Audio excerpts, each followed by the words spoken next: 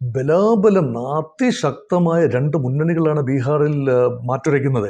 അഭിപ്രായ സർവേകളിൽ മഹാഭൂരിപക്ഷവും NDA മുന്നണിക്ക് മേധാവിത്വം കൽപ്പിക്കുന്നു.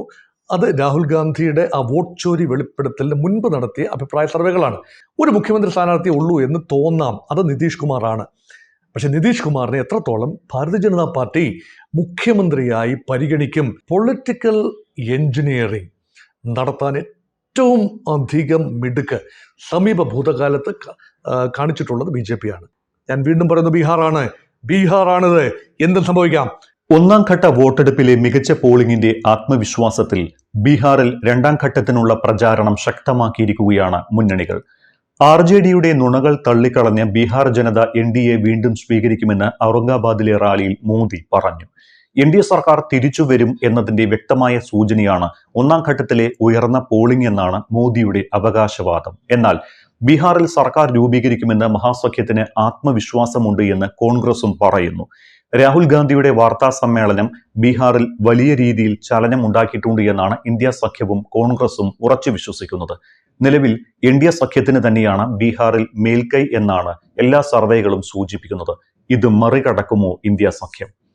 മോഹൻ വർഗീസ് സാർ, തെരഞ്ഞെടുപ്പ് വിദഗ്ധൻ, നമ്മോടൊപ്പം ചേരുകയാണ്. സാറേ, നമ്മൾ കഴിഞ്ഞ എപ്പിസോഡിൽ രാഹുലിന്റെ ഹൈഡ്രജൻ ബോംബ് ആദ്യഘട്ടത്തിൽ എത്രത്തോളം സ്വാധീനം ചെലുത്തിയിട്ടുണ്ടാകും എന്ന് സംസാരിച്ചു. ഇനി ഈ ബീഹാറിലെ ഒന്നാം ഘട്ട വോട്ടെടുപ്പിലെ പോളിംഗ് ശതമാനം ഉയർന്നതിൽ അവകാശവാദം ഇരു മുന്നണികളും ഉന്നയിക്കുന്നുണ്ട്. NDA വൻ ലീഡാണ് ആദ്യഘട്ടത്തിൽ സ്വന്തമാക്കിയിരിക്കുന്നത് എന്നും രണ്ടാം ഘട്ടത്തിലും NDA തരംഗമായിരിക്കുമെന്നും പ്രധാനമന്ത്രി അവകാശപ്പെട്ടിട്ടുണ്ട്. ബീഹാറിൽ സർക്കാർ രൂപീകരിക്കുമെന്ന് മഹാസഖ്യവും പറയുന്നു. ഇന്ത്യ സഖ്യ ക്യാമ്പിൽ വലിയ പ്രതീക്ഷയുമുണ്ട്. ബീഹാറിൽ അട്ടിമറി സംഭവിക്കുമോ? എന്താണ് അട്ടിമറി എന്നതുകൊണ്ട് ഉദ്ദേശിക്കുന്നത്? NDA മുന്നണി ജയിച്ചു വന്നാലും ഇന്ത്യ മുന്നണി ജയിച്ചു വന്നാലും അതെങ്ങനെയാണ് അട്ടിമറിയാവുന്നത്?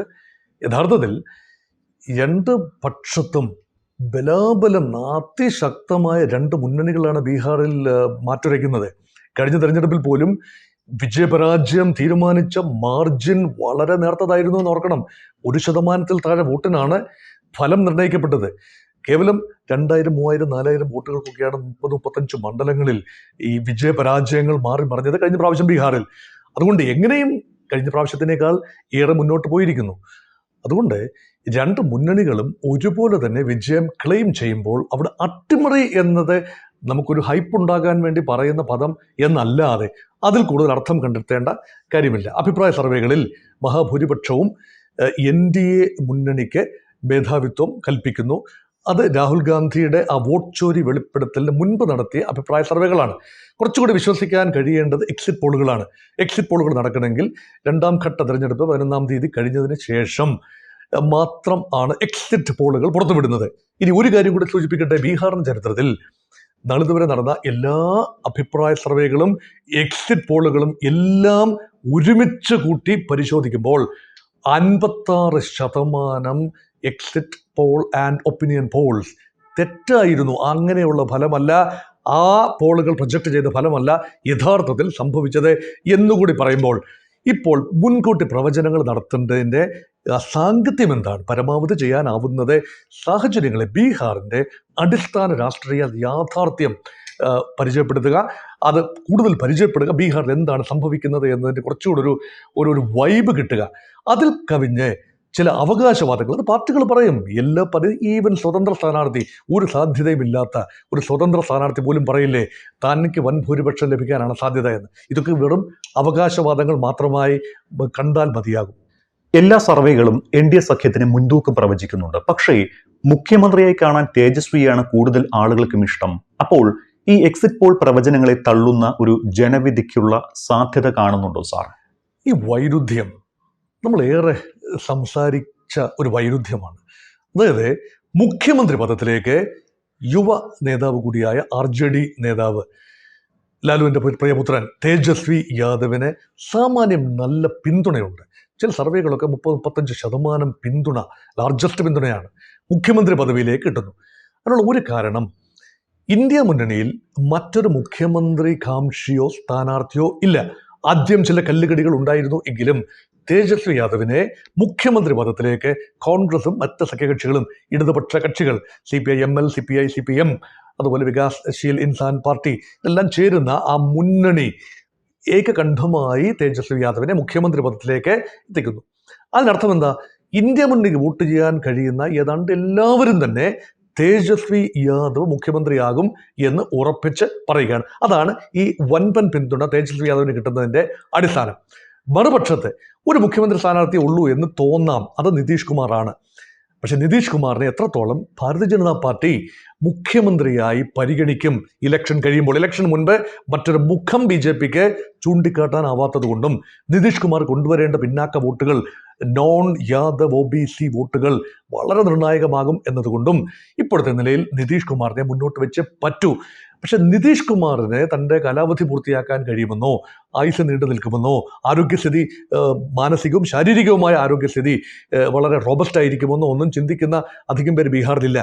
അതുകൊണ്ട് നിതീഷ് കുമാറിൻ്റെ പോപ്പുലാരിറ്റിയിൽ ചെറിയ ഇടിവുണ്ട്. അതേ വോട്ടർമാർ തന്നെ പറയുന്നു NDAക്ക് ഭൂരിപക്ഷം ലഭിക്കാൻ സാധ്യതയുണ്ട്. അവരെല്ലാം NDA വോട്ടർമാരായതുകൊണ്ടല്ല, കിട്ടുന്ന ഒരു ഫീലിംഗ് ആണ്. NDA നോർത്ത് ഇന്ത്യയിൽ BJPക്കും NDAക്കുമുള്ള പരമ്പരാഗതമായ ശക്തി ഒരു സൂചന ആയി കണ്ടുകൊണ്ട് ചില നിഷ്പക്ഷമതികളും അങ്ങനെ പറയുന്നു. പ്രത്യേകിച്ച് ഈ ലാലു യാദവിൻ്റെ സമയത്തൊക്കെ ഉണ്ടായിരുന്ന ഒരു കാട്ടുനീതി, കാടൻ ഭരണം, ജംഗിൾ രാജ് എന്നൊക്കെ പറയുന്ന ഗുണ്ട രാജ്, അതിനെക്കുറിച്ചുള്ള തിക്തമായ ഓർമ്മകളാണ്. അപ്പോൾ അവർക്കൊരു കൃത്യമായ മുഖ്യമന്ത്രി സ്ഥാനാർത്ഥി ഒന്നുമില്ല എങ്കിൽ പോലും അത് NDA മുന്നണി വികസനം കൊണ്ടുവരും എന്നൊക്കെ പറഞ്ഞുകൊണ്ട് അവർക്ക് അനുകൂലമായി നിൽക്കുന്നു. അതുകൊണ്ട് യഥാർത്ഥത്തിൽ വോട്ടറുടെ മനസ്സിൽ ഈ അഭിപ്രായ സർവേകളൊന്നും കണ്ടിട്ട് വോട്ടറുടെ മനസ്സിൽ എന്താണെന്ന് കൃത്യമായി നിശ്ചയിക്കാനും ആവാത്തൊരവസ്ഥയിലാണ്. സാർ, മറ്റൊരു കാര്യം, ഈ രാഹുൽ ഗാന്ധിയുടെ വാർത്താ സമ്മേളനം അനുകൂലമായോ പ്രതികൂലമായോ എന്ന് പോലും പ്രതികരിക്കാൻ ഇപ്പോഴും BJPക്ക് കൃത്യമായി സാധിച്ചിട്ടില്ല എന്നത് ശ്രദ്ധേയമാണ്. അപ്പോൾ BJPക്കും ഒരു ആശങ്ക നിലനിൽക്കുന്നുണ്ടോ, അല്ലെങ്കിൽ NDA ക്യാമ്പിൽ ഒരു ആശങ്കയുണ്ടോ? ഭാരതീയ ജനതാ പാർട്ടിക്ക് ആശങ്കയുണ്ടോ എന്നാണ് ചോദ്യമെങ്കിൽ കാര്യമായ ആശങ്കയൊന്നും ഉണ്ടാവാൻ സാധ്യതയില്ല. കാരണം പൊളിറ്റിക്കൽ എൻജിനീയറിംഗ് നടത്താൻ ഏറ്റവും അധികം മിടുക്ക് സമീപ ഭൂതകാലത്ത് കാണിച്ചിട്ടുള്ളത് BJP ആണ്. സോഷ്യൽ എൻജിനീയറിംഗ് കാട്ടാൻ ഏറ്റവും മിടുക്ക് കാട്ടിയത് നിതീഷ് കുമാറാണ്. ബീഹാറിലെങ്കിലും ബീഹാറിലെ ഒരു നമുക്കറിയാമല്ലോ, ബീഹാറിൽ ജാതിയെ മാറ്റി നിർത്തി ബീഹാർ രാഷ്ട്രീയം കാണാനാവില്ല. ഈ മഹാദളിത്തുകളെ ഈ മാഞ്ചിയിലൂടെ, ജിതൻ റാം മാഞ്ചിയിലൂടെ ആ മുന്നണിയിലേക്ക്, NDA മുന്നണിയിലേക്ക് കൊണ്ടുവരികയാണ്. രാംവിലാസ് പാസ്വാന്റെ മകൻ ചിരാഗ് പാസ്വാനിലൂടെ, ലോക ജനശക്തി പാർട്ടിയിലൂടെ ദളിത്തുകളുടെ വലിയ നമ്പറാണ് ദളിതുകളുള്ളത്. ആ ദളിത് വോട്ടുകളുടെ ഏതാണ്ട് കുത്തക അവകാശമാണ് പാസ്വാൻ ക്ലെയിം ചെയ്യുന്നത്. അതേപോലെ തന്നെ യാദവ് ഇതര പിന്നാക്കക്കാർ, കുർമി വിഭാഗം, കോർമികൾ, കൊയ്രി, ഇങ്ങനെയുള്ള വിഭാഗങ്ങളുടെ ഒരു പിന്തുണ ഇത് നിതീഷ് കുമാറിലൂടെ സാധിച്ചെടുക്കുന്നത്. നിതീഷ് കുമാറിൻ്റെ സ്വന്തം കമ്മ്യൂണിറ്റി എണ്ണത്തിൽ കുറവാണെങ്കിലും യാദവരല്ലാത്ത മറ്റ് OBCകളുണ്ട്. അവരെല്ലാം യാദവ മേധാവിത്വത്തെ ഭയക്കുന്നവരാണ്. യാദവർക്ക്, ലാലു പ്രസാദ് ഫാമിലിക്ക് അല്ലെങ്കിൽ തേജസ്വി യാദവിന് ഭരണം ലഭിച്ചാൽ തങ്ങളുടെ കാര്യം കട്ടപ്പുക എന്ന് ചിന്തിക്കുന്ന യാദവ് ഇതര പിന്നാക്കക്കാരുണ്ട്, OBCകളുണ്ട്. അവർ അചഞ്ചലമായി നിതീഷിന് പിന്നിൽ അണിനിരക്കുന്നു. അപ്പോൾ BJPക്ക് പൊളിറ്റിക്കൽ മാനേജ്മെൻറ്റ് എന്ന് പറഞ്ഞാൽ വേണ്ട നമ്പർ കിട്ടിയില്ല എങ്കിൽ പോലും ഒരുപക്ഷെ മറ്റ് മറുഭാഗത്ത് നിന്ന് കക്ഷികളെ അടർത്തിയെടുക്കാനും അല്ലെങ്കിൽ ചില പാർട്ടികളിലെങ്കിലും പിളർപ്പുണ്ടാക്കി സാമാജികരെ കൂടെ നിർത്താനും അല്ലെങ്കിൽ വൻതോതിൽ ജയിച്ചു വരുന്ന പ്രതിപക്ഷ MPമാരെ അല്ലെങ്കിൽ കോൺഗ്രസ് അല്ലെങ്കിൽ RJD മറ്റ് പാർട്ടികൾ അവിടെ MPമാരെ കർണാടകത്തിലൊക്കെ സംഭവിച്ചതുപോലെ രാജിവെപ്പിച്ചിട്ട് അവിടെ വേക്കൻസി ഉണ്ടാക്കി തെരഞ്ഞെടുപ്പ് നേരിട്ട് ആത്യന്തികമായി വിജയിച്ചു വരാനും ഒക്കെയുള്ള പൊളിറ്റിക്കൽ സ്ട്രാറ്റജീസ് അമിത്ഷായുടെയും ഒക്കെ നേതൃത്വത്തിൽ അരങ്ങേറുന്നത് കൊണ്ട് പരമ്പരാഗതമായി അങ്ങനെ ഒരു advantage, ground advantage, strategic advantage ബീഹാറിൽ ഉണ്ട്. അവിടെ വർഗീയതയല്ല വിഷയമെന്ന് ഓർക്കണം. ആവർത്തിച്ച് അരക്കെട്ടുറപ്പിച്ച് പറയട്ടെ, ബീഹാറിൽ കാര്യമായ വർഗീയ പ്രചരണം നടത്തുന്നില്ല NDA മുന്നണി എന്നത്. ഉത്തർപ്രദേശിലേതുപോലെയല്ല, മധ്യപ്രദേശിലെ, രാജസ്ഥാനിലെ പോലെയല്ല. ബീഹാറിലെ തുറുപ്പ് ചീട്ട് ജാതീയതയാണ്. അതോടൊപ്പം തന്നെ വികസനവും ഉണ്ട്. വനിതാ വോട്ടും വളരെ നിർണായകമാണ്. അതുകൊണ്ട് എന്തുകൊണ്ട് നിതീഷിനെ പരാജയപ്പെടുത്താൻ ബുദ്ധിമുട്ടാണ് എന്നതിൻ്റെ കൃത്യമായ സൂചന MY കോമ്പിനേഷനാണ്. അത് മുസ്ലിം യാദവ് കോമ്പിനേഷൻ എന്നത് മറുപക്ഷത്തെ MY അല്ല ഉദ്ദേശിക്കുന്നത്. മറുപക്ഷത്തേത് തേജസ്വി യാദവിൻ്റെ കോമ്പിനേഷനാണ്, മുസ്ലിം ആൻഡ് യാദവ്. അതാണ് ഇന്ത്യ മുന്നണിയുടെ തുറപ്പിച്ചിട്ട്.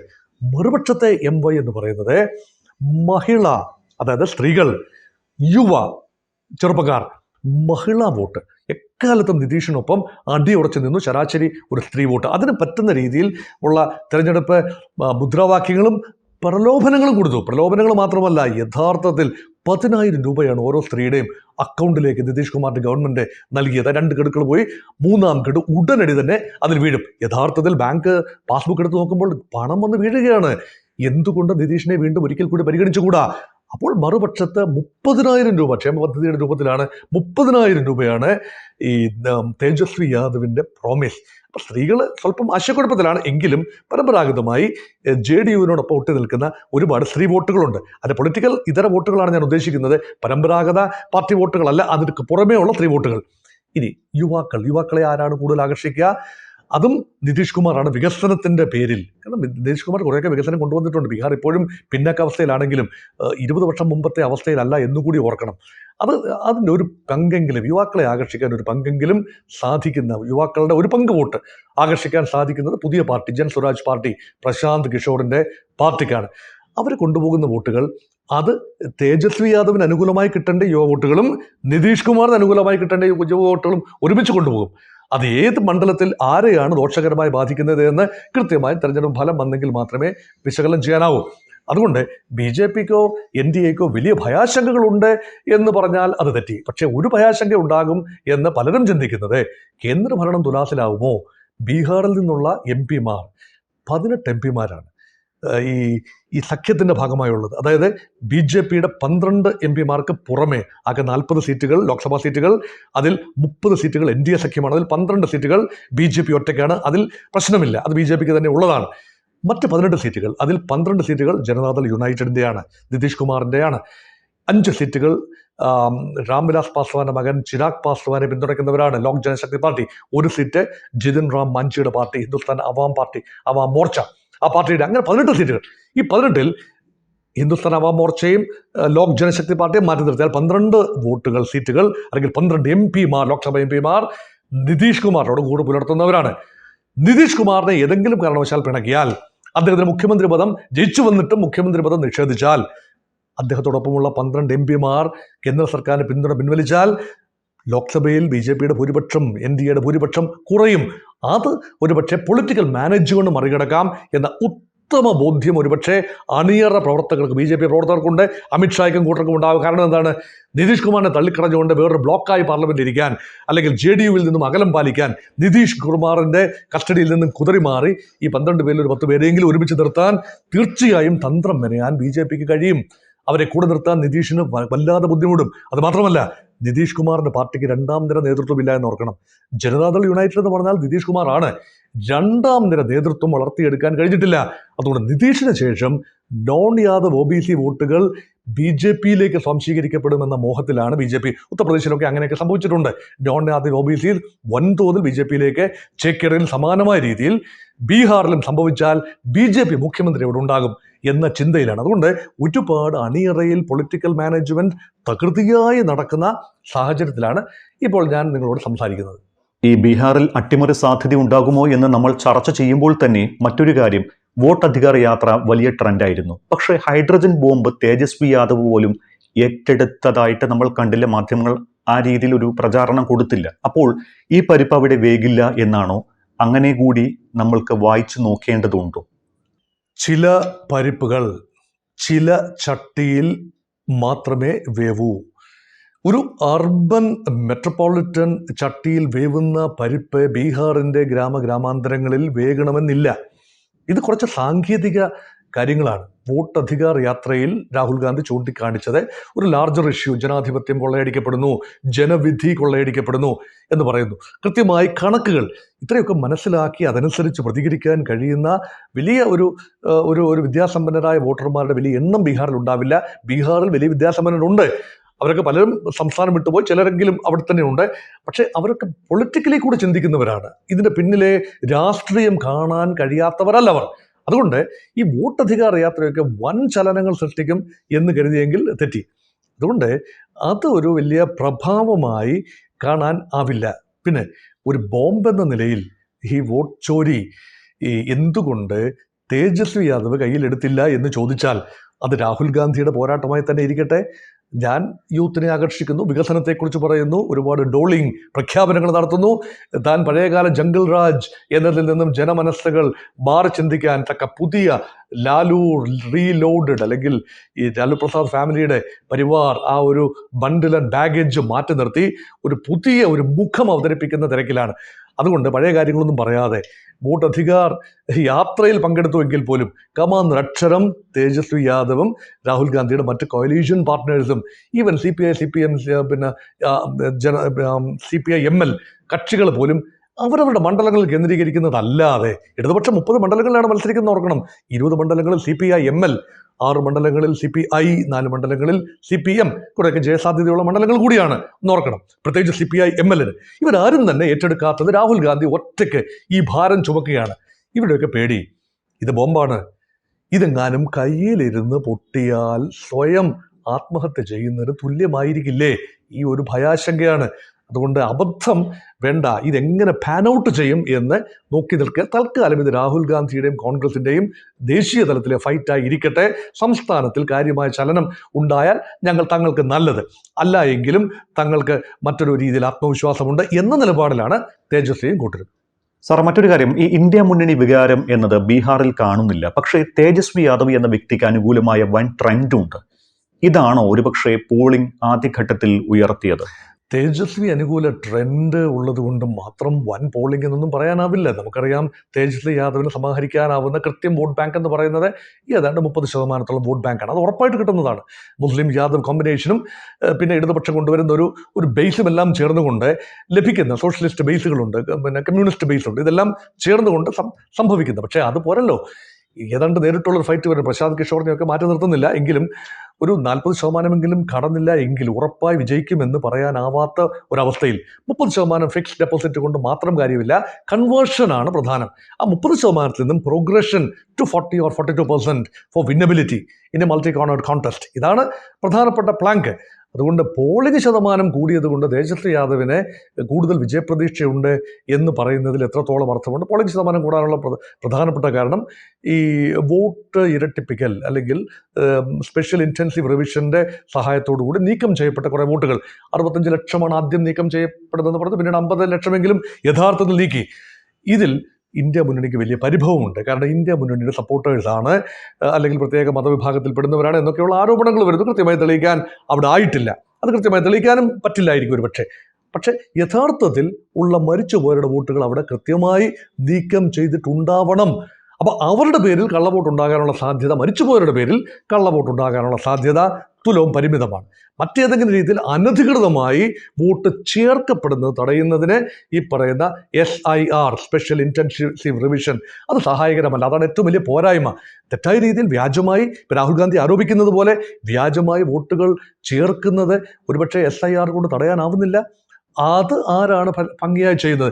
അതെങ്ങനെയാണ് BJPക്ക് മാത്രം ചെയ്യാനാവുന്നത്? RJD അതിശക്തമായ പാർട്ടിയാണ്.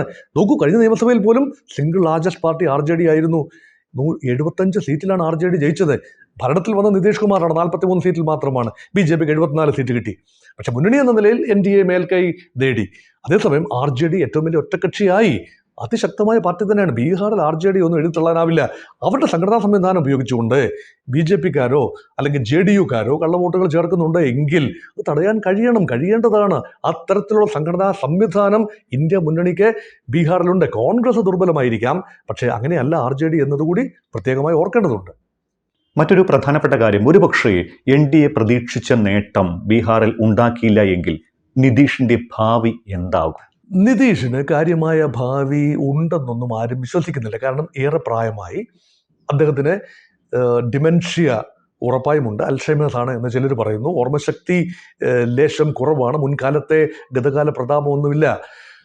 പാണ്ഡൻ നായുടെ പല്ലിന് ശൗര്യം പണ്ടേ പോലെ ഫലിക്കുന്നില്ല എന്ന പോലെ നിതീഷിൻ്റെ ആ ഒരു വീരശൂര പരാക്രമത്വം അല്ലെങ്കിൽ ആ ഒരു പ്രതിച്ഛായൊന്നും ഇപ്പോൾ പഴയതുപോലെ ഇൻടാക്റ്റ് അല്ല. ഒരുപക്ഷെ പഴയകാല പ്രതാപത്തിൻ്റെ നിഴലിൽ നിന്നുകൊണ്ട് അതിൻ്റെ വീണ്ടും അതിൻ്റെ ക്യാപിറ്റൽ എടുക്കുക, അതിൻ്റെ ഇൻട്രസ്റ്റ് എടുക്കുക എന്നതാണ് നിതീഷ് കുമാർ ഇപ്പോൾ ചെയ്തുകൊണ്ടിരിക്കുന്നത്. നിതീഷ് കുമാറിന് ഇനിയൊരംഗത്തിന് ബാല്യമുണ്ടെന്ന് പലരും ചിന്തിക്കുന്നില്ല. കാരണം ഇനി ഒരു അംഗത്തിന് ബാല്യം ഉണ്ടാകണമെങ്കിൽ മാറിയും മറിഞ്ഞും ചാഞ്ഞും ചരിഞ്ഞും ചവിട്ടി നിൽക്കാൻ പറ്റണം. അടവുകൾ പലതും എടുത്തിട്ടുള്ള ആളാണ്. കഴിഞ്ഞ 20 വർഷത്തിനുള്ളിൽ 9 തവണയാണ് അദ്ദേഹം മുഖ്യമന്ത്രി പദത്തിലെത്തിയത്. അപ്പോൾ ഇന്ത്യ മുന്നണിയിൽ നിന്നുകൊണ്ടും NDAയിൽ നിന്നുകൊണ്ടും മാറിയും മറിഞ്ഞും ഒക്കെ തന്നെ എല്ലാ ചാഞ്ചാട്ടങ്ങളും നടത്തി. പക്ഷെ ഇപ്പോൾ അതിനുള്ള ബാല്യം അദ്ദേഹത്തിനില്ല, അതിനുള്ള തന്ത്രപരമായ മികവും അദ്ദേഹത്തിനില്ല. ഒരുപക്ഷെ അദ്ദേഹത്തിൻ്റെ പാർട്ടിക്ക് BJPയേക്കാൾ ഏറെ കുറവ് സീറ്റുകളായിരിക്കാം ലഭിക്കുന്നത്. 101 സീറ്റിൽ വീതം BJPയും JDUവും മത്സരിക്കുമ്പോഴും സ്ട്രൈക്ക് റേറ്റ് മെച്ചപ്പെട്ടത് കഴിഞ്ഞ പ്രാവശ്യത്തേതുപോലെ ഇപ്രാവശ്യവും BJPക്കായിരിക്കാൻ സാധ്യത കാണുന്നുണ്ട്. അങ്ങനെയെങ്കിൽ തീരെ താഴെ പോവുകയാണെങ്കിൽ കഴിഞ്ഞ പ്രാവശ്യം 43ആണ്, 119 സീറ്റിൽ മത്സരിച്ച് RJDക്ക് ലഭിച്ചത്, JDUവിന് ലഭിച്ചത്, നിതീഷ് കുമാറിന്റെ പാർട്ടിക്ക് ലഭിച്ചത് 43 സീറ്റാണ്. ഇപ്രാവശ്യം 101 മത്സരിച്ച് സമാനമായ ഒരു നമ്പറിലേക്ക് ചുരുങ്ങുകയാണെങ്കിൽ അതിനേക്കാൾ താഴെ പോവുകയും എന്നാൽ NDAക്ക് മേൽക്കൈ ലഭിക്കുകയും ചെയ്താൽ ഒരുപക്ഷെ തൻ്റെ മുഖ്യമന്ത്രി പദം പോലും അദ്ദേഹത്തിന് അന്യമാകും. അതിനെതിരെ അദ്ദേഹം പ്രതികരിക്കാൻ ശ്രമിച്ചാൽ അദ്ദേഹത്തിന് ലോക്സഭാ സാമാജികർ 12 പേരുണ്ട് JDUവിന്. അതിനെയും കൊണ്ട് ഒരുപക്ഷെ BJP പോയാലോ, പിളർപ്പുണ്ടാക്കിയാലോ. അതുകൊണ്ട് നിതീഷിന് അങ്ങനെ BJPയെ ഇപ്പോൾ പിണക്കാനുമാവില്ല. കാരണം പല സംഘടനകളുടെയും പല സംവിധാനങ്ങളുടെയും പിൻബലം കേന്ദ്ര സർക്കാരിൻ്റെ സഹായത്തോടു കൂടി BJPക്ക് ലഭിക്കുന്നത് കൊണ്ട് നിതീഷ് കുമാർ തൻ്റെ ശിഷ്ട ജീവിതം തനിക്ക് കാര്യമായ ദോഷമൊന്നുമില്ല. അതിന് ഏതെങ്കിലും കാരണവശാൽ മുഖ്യമന്ത്രി പദം നിഷേധിക്കപ്പെട്ടാൽ ഏതെങ്കിലും ഗവർണർഷിപ്പിലേക്കോ അല്ലെങ്കിൽ കേന്ദ്രമന്ത്രിസഭയിലേക്കോ രാജ്യസഭയിലേക്കോ ഒക്കെ പോയി കേന്ദ്രമന്ത്രിയായിട്ടൊക്കെ ഇരുന്നുകൊണ്ട് തള്ളി നീക്കാമല്ലോ. അതൊന്നും ബുദ്ധിമുട്ടുള്ള കാര്യങ്ങളല്ല. നിതീഷിന് മുമ്പിൽ ഓപ്ഷൻസ് പലതുമുണ്ട്.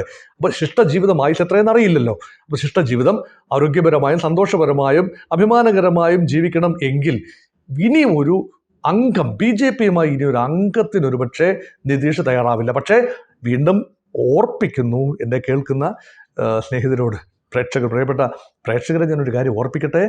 ഇത് നിതീഷാണ്, ഇത് ബീഹാറാണ്. അപ്പോൾ എന്തും സംഭവിക്കാം. അതുകൊണ്ട് പ്രായമായൊരു മനുഷ്യൻ ഇനിയും സാഹസത്തിന് മുതിരില്ല എന്ന് കൃത്യം അങ്ങോട്ട് അടിവരയിട്ട് പറയാനും എനിക്കാവുന്നില്ല. അതെൻ്റെ പരിമിതിയാവാം, അതാവുന്നില്ല. പക്ഷേ എൻ്റെ ടേക്ക് എന്ന് പറയുന്നത് നിതീഷ് കുമാർ ഒരുപക്ഷെ മുഖ്യമന്ത്രിയാവും, സ്വസ്ഥമായി കുറച്ചു കാലം ഭരണത്തിലിരിക്കും.